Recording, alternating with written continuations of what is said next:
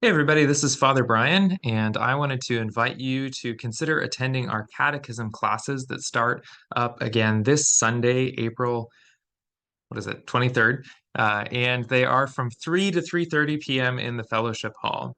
And these classes are, as I said, half an hour, and they feature one of our teachers, either myself or Father Jack, or maybe some of the other theologically trained people in the church will give a 30-minute presentation about a facet of our faith.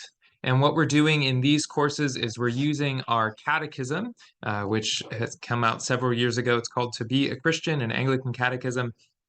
And we're using this sort of as the ordering document for what we talk about.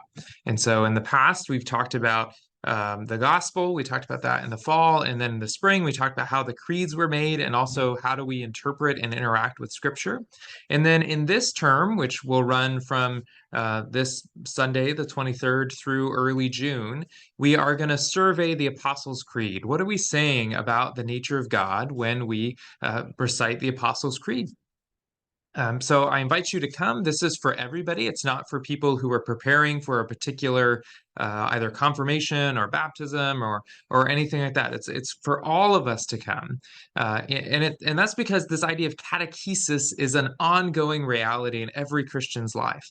That catechesis is an old word. It means teaching in the church.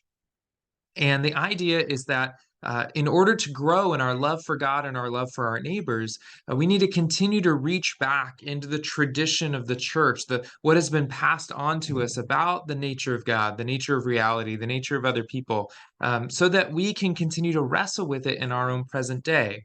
And the goal for each of the teachers is to bring to us something about this reality of God. So this Sunday, we're going to start off with the doctrine of God's Trinity, but also to bring it out in a fresh way so that we can wrestle with, okay, what does that mean for me as I seek to be faithful to the presence of God in my neighborhoods?